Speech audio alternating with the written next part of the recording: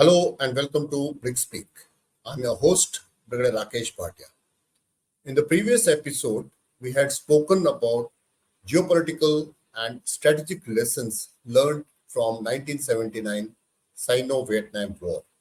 In today's episode, we will discuss the operational and the tactical aspects of the war and what are the lessons which India needs to learn. The first factor is terrain and environmental considerations.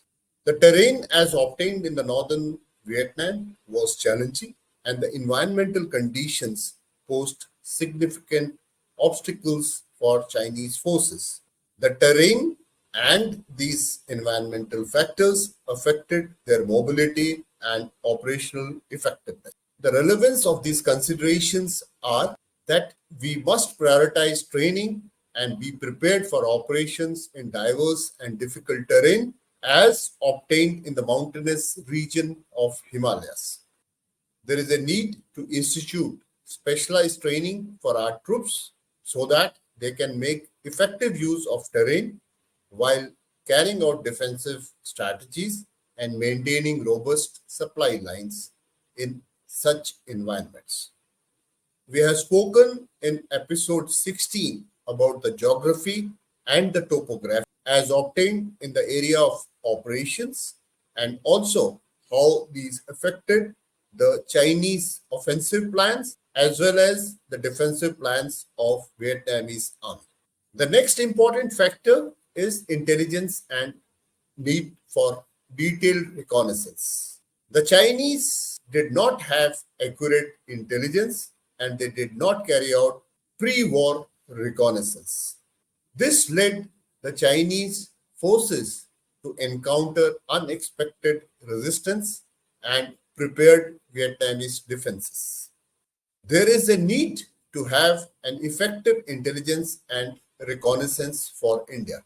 We should invest in advanced surveillance technologies, UAVs, satellite imagery, and human intelligence and gain accurate and real-time information about adversaries' positions and movement. Enhanced situational awareness will prevent strategic and tactical surprises. Adaptability and flexibility. Between the Vietnamese and the PLA, Vietnamese army demonstrated high adaptability and flexibility. They used guerrilla tactics effectively and leveraged their knowledge of local terrain to counter numerically superior Chinese forces. In India, we must learn to adapt and be flexible in modern warfare. Indian forces should be trained to quickly adapt to changing battlefield conditions, employ asymmetric tactics when necessary, and use terrain to their advantage. We must encourage initiative and decentralize decision making at lower command level, which will enhance operational effectiveness. Another important lesson which was learned was lack of coordination and communication amongst the Chinese unit. Different branches of army and the three services operated in a disjointed form, and this led to inefficiency in executing their plan. In India, we must ensure seamless coordination and communication. We should also develop integrated command structure, improve inter-service communication, and employ advanced communication technologies to ensure coherent and coordinated action across different units and branches. This was the first time that PLA infantry was operating along with armor and artillery. Obviously, the military commanders struggled. They were not able to coordinate the combined arms operation. We in India must be proficient in combined arms operation. We must focus on joint training exercises which will integrate infantry, armor, artillery, and air support. This would ensure smooth and effective combined arms operation. We must develop doctrines and operation plans that leverage the strength of each arm and enhances overall combat efficiency. Another weakness noticed in the PLA was lack of civil military coordination.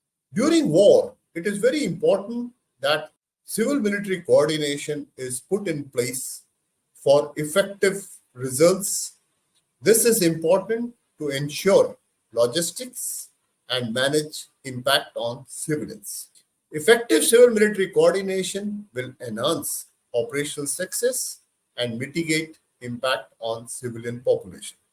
We should develop robust mechanism for coordinating with local authorities, manage logistics, and ensure civilian safety and support during military operations. Chinese logistic planning and support was also found wanting. They faced significant logistical challenges which hampered their ability to sustain prolonged operations and impacted their combat effectiveness. Ensuring robust logistic planning and support is vital. We should focus on enhancing logistic infrastructure, which includes road networks, airlift capabilities, and smooth supply chains, particularly in border regions. Efficient logistics can be a force multiplier, especially in high altitude and remote areas. The PLA was also not in a state of readiness and their weapons were outdated.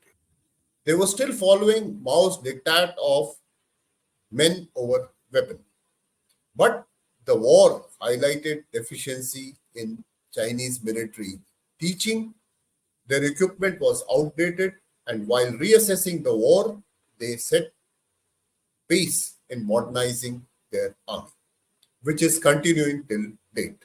Maintaining high levels of force readiness and ongoing modernization in India is crucial.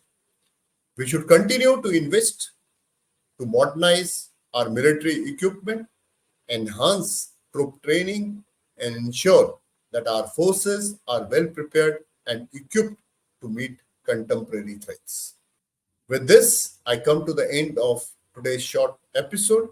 I request you to please like, share, and subscribe. Please put in your questions in the comment section for us to handle.